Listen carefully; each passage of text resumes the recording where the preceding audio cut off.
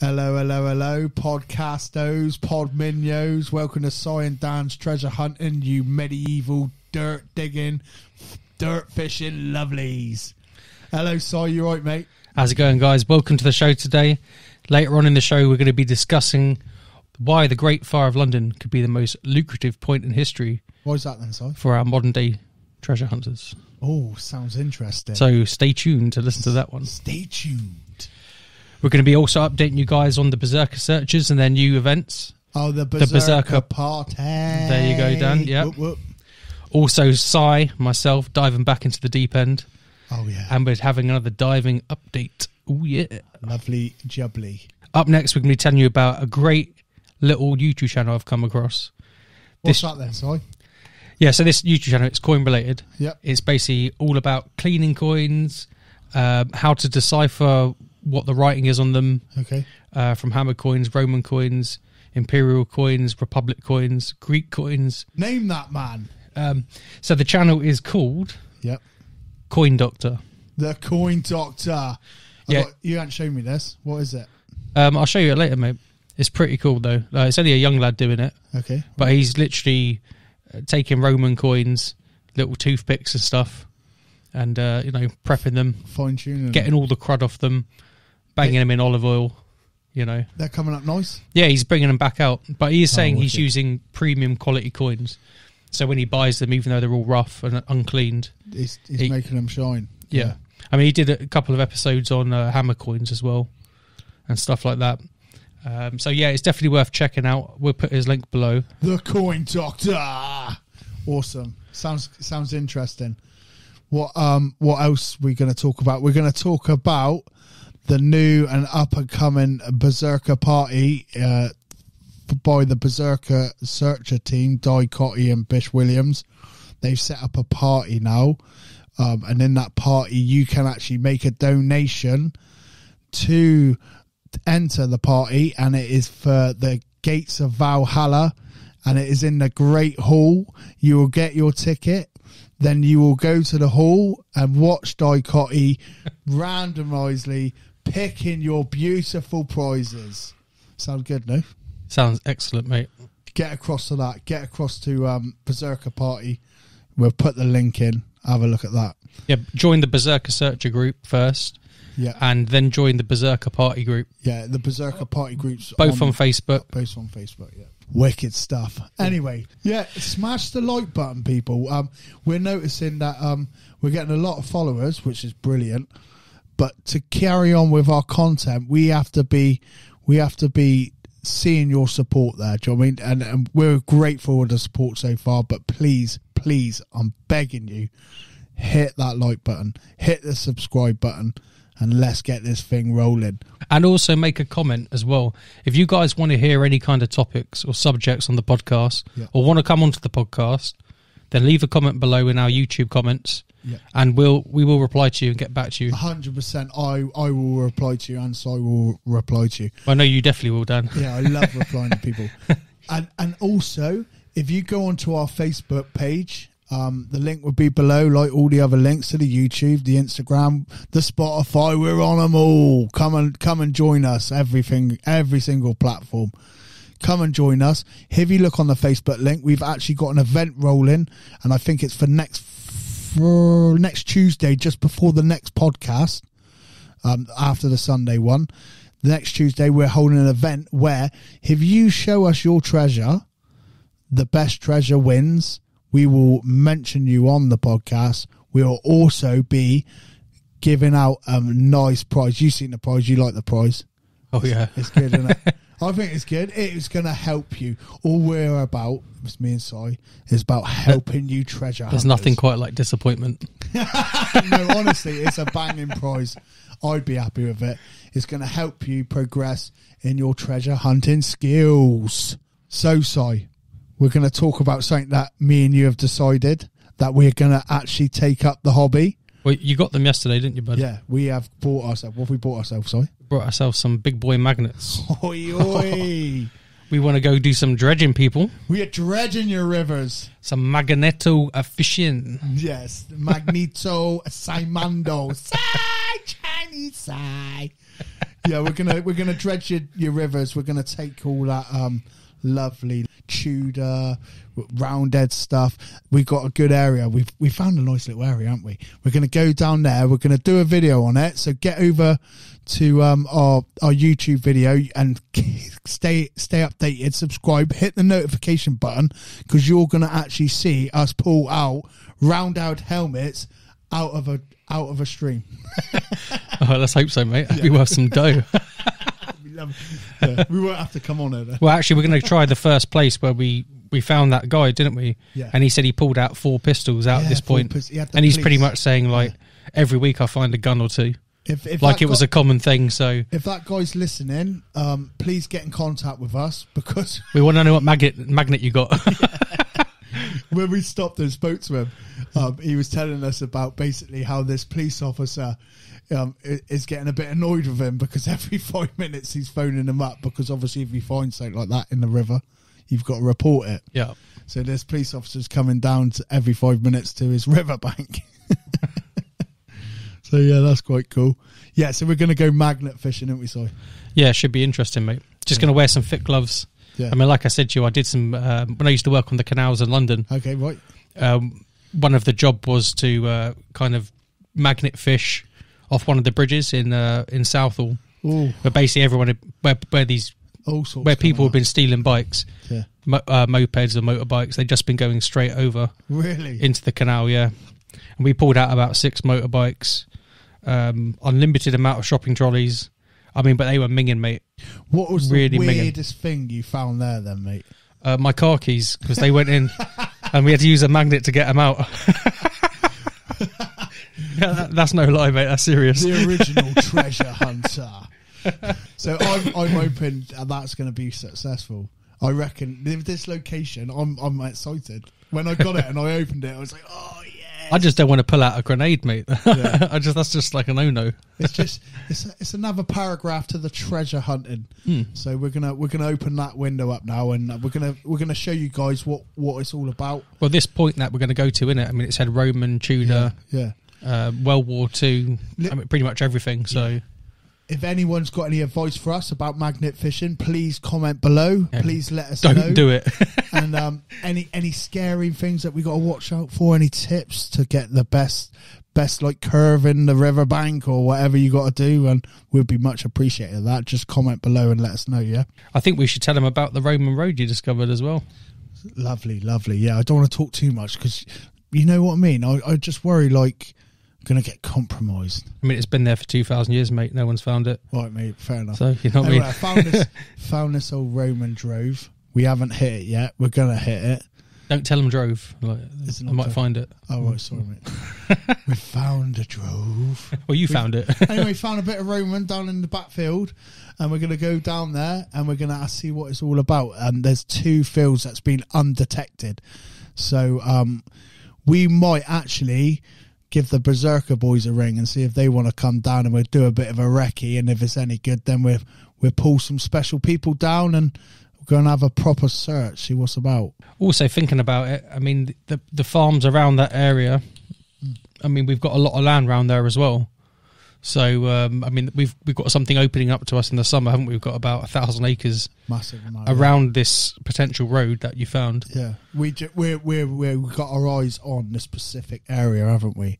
Mm-hmm. Where the road meets another potential road that you can't actually see. Where this is the road where we've actually been finding all sorts of Roman coins, artifacts, as well as hammered coins on the way.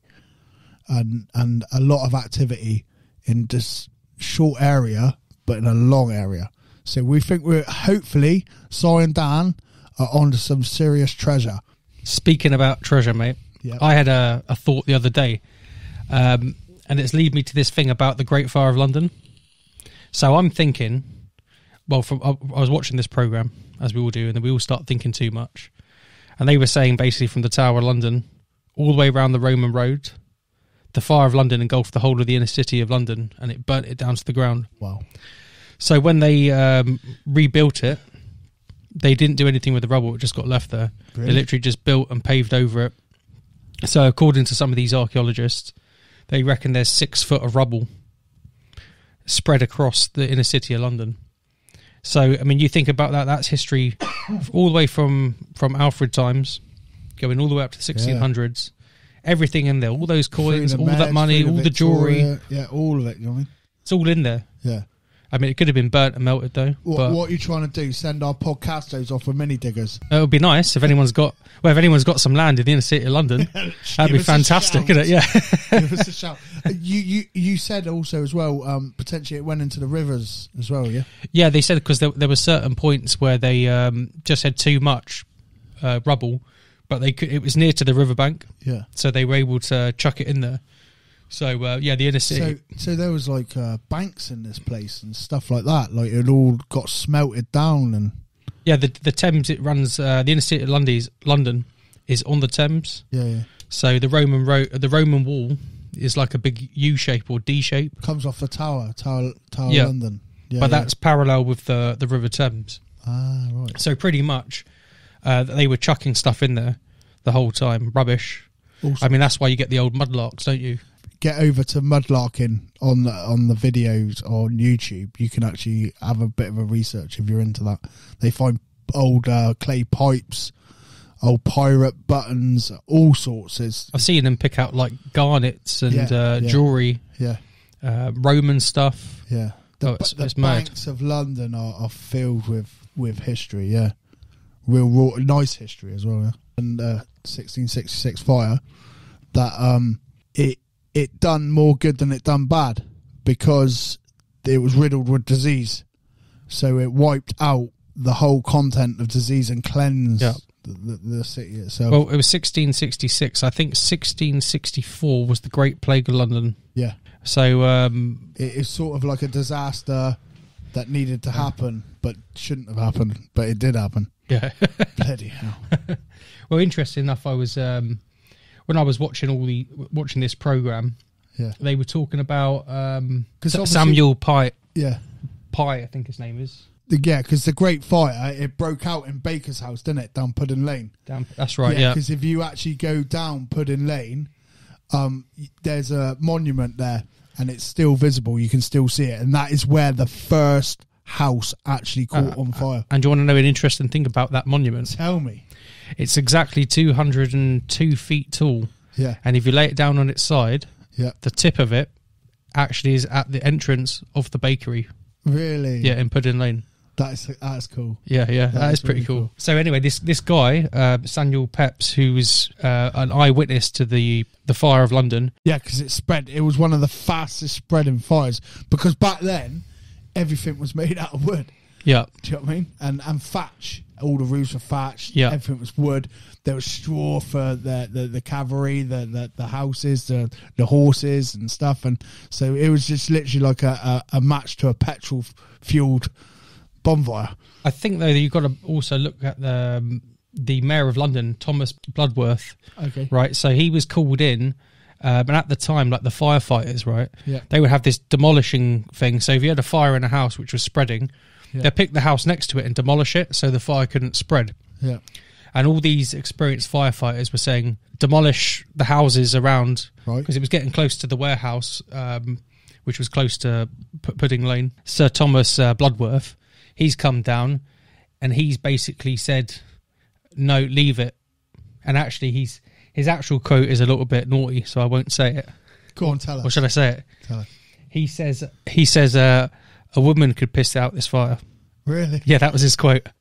Not strong enough. He must have been a bit gutted when 13,000 houses and 90 churches all got destroyed to the floor, you know what I mean?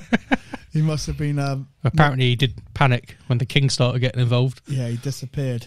But yeah, so he was really to blame because he didn't listen to the firefighters. Okay. And of course then it just spread. And by the time they got their act together and decided to put it in these fire breaks, the fire was spreading quicker than they could actually pull down the houses.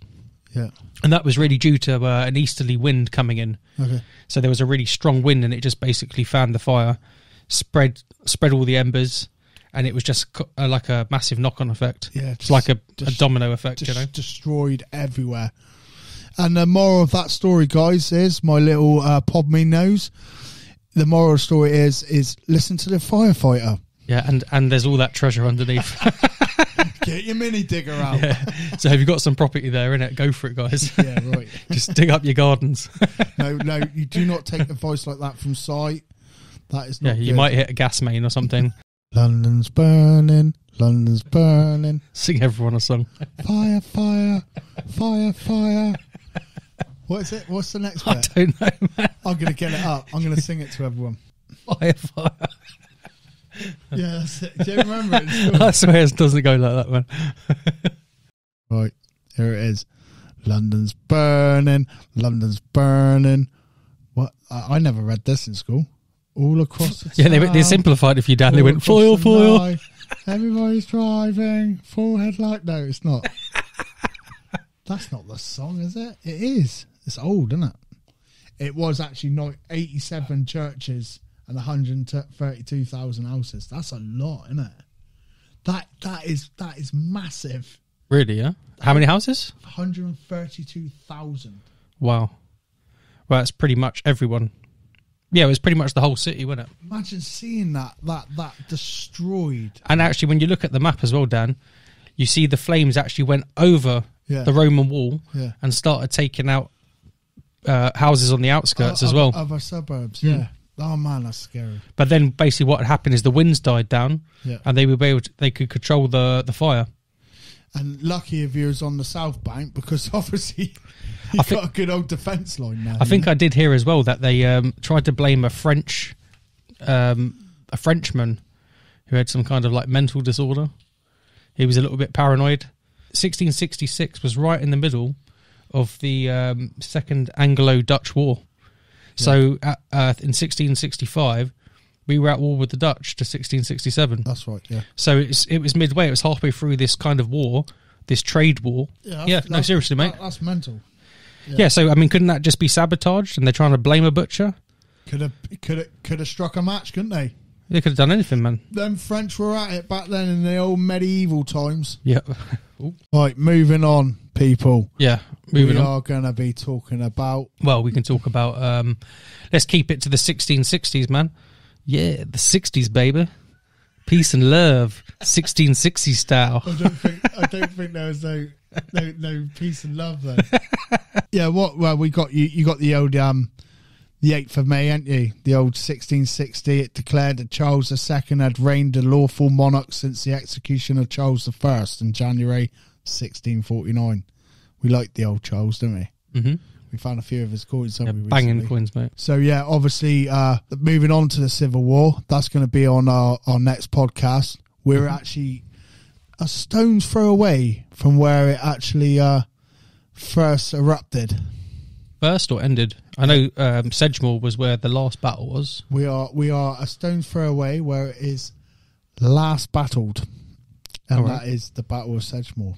Lovely. Yeah, we're not too far away from this place. But it's a scheduled monument, so we can't actually detect it, can we? We can't detect it, but we can research it. We can talk about it, and that's what we're going to talk about in the next podcast. And I can tell you one thing: I used to do a bit of fishing, and I fished down this place. And I started at 7 o'clock in the evening on a summer's evening, and I was back in my house by 11. It was meant to be a night fish, but I never stayed there. Do you know why I stayed there? Because it was the most eeriest place I have ever been to, ever. I don't know what it is, but battlegrounds seem to. It was weird. It was eerie. It was so silent that every sound was spooky. And I don't get scared. I'm a big boy. Do you know what I mean? Mm-hmm. But that place, it gives you the EBGBs. There's some...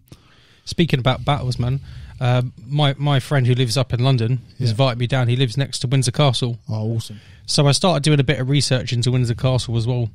Apparently, it's the oldest castle which has been inhabited. Been over 1,000 years. Yeah, it's really old.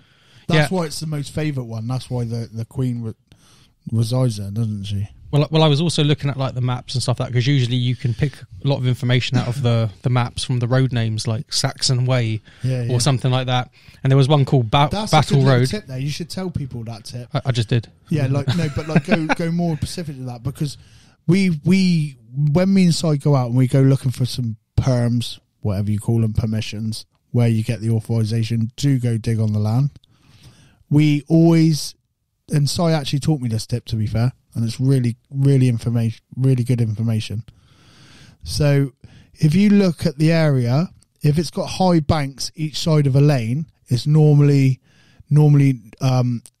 Saxon or Norman. Oh, right. Yeah, if it's like with a Liscum, I mean, that's a Saxon name. If it's got a ford, it's going to be possibly Roman. Ford was Roman, and obviously where the fords meet is where people used to wash their clothes. They used to bathe, feed their cattle, extra. And then obviously go by names a lot, like lanes, Horsey Lane or a drove. Do you know what I mean? Go by these areas, and you'll more than likely find more activity to go on your perms to do better digging. Mm-hmm. Yeah. No, it's a good little tip, man. Yeah.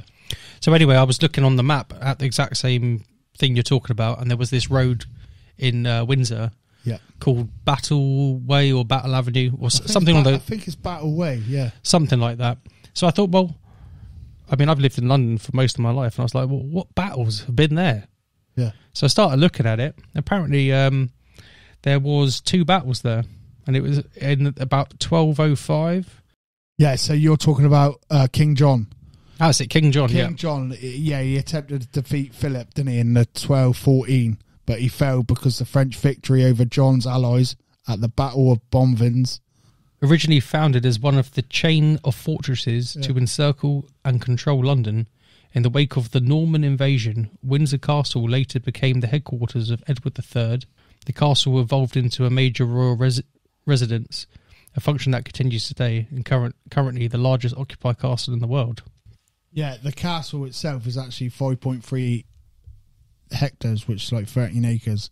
I mean, there's so much history, and actually I think when I go down to see my mate, I'm going to take some cameras, I'm going to have a little walk around the castle and maybe do a little history lesson or something. No, I don't think you'd be allowed, Si, but you could go try and tap up a perm. Could do. Well, that sounds like a good idea. And then we can go do a Windsor dig. That'd be cool, wouldn't it? That would be cool, man. I want to do a Windsor dig this year. I want to do a Salisbury dig this year and a Winchester dig. Yeah, sweet, man. Anyway, it's lovely being talking to you. And Bob King's just commented on us. Oh, Bob King. Shout out to Bob King. Shout out, Bobby. I'm going to shout out Andy Kinsella as well. And you got a message from Bob King. Oh, yeah. Should we... shout out to Bob King. Also, is he complaining again? Is he? I don't know. He's probably complaining. Bob King's a funny fellow, isn't it? We rocked up on a Berserker Searchers rally. Oh, there you go. And he just randomly SpongeBob buried himself. Yeah, there he is, SpongeBob. He just randomly just shouted at us and again, "Oi, you boys want a sausage and bean? Was it bean sandwich?" Yeah, I think so. What a nice bloke. Thank you, Bob King. Oh, actually, he was responding to a post I put on the Sai and Dan group. Yeah, what's that then, mate? Apparently, some archaeologists found a strange 3,400-year-old ancient empire. Just like that? Yeah. Well, it's just a coastal palace. Do you have to declare that the flow? Bob, let us know. Do we have to declare that the flow if we found an empire? We don't know. Anyway, a big shout out to Andy, Laura, Macy, Shay and Oscar for tuning in and supporting us. All the people who have joined us and supported us in the Facebook group, by the way. Big thank you to all you guys. All my pod sincerely. All our podminos and podcastos. We have a lot of time for you guys, and we're going to be putting on plenty of shows, plenty of podcastos, and we're going to bring it to you. Like and subscribe. Stay tuned. Stay updated. Follow us on all the links. And we'll see you on Sunday. Make sure you get over to our YouTube channel and subscribe to us. Yeah. Pretty please. You lovelies. Take care. See you later. Peace out, people.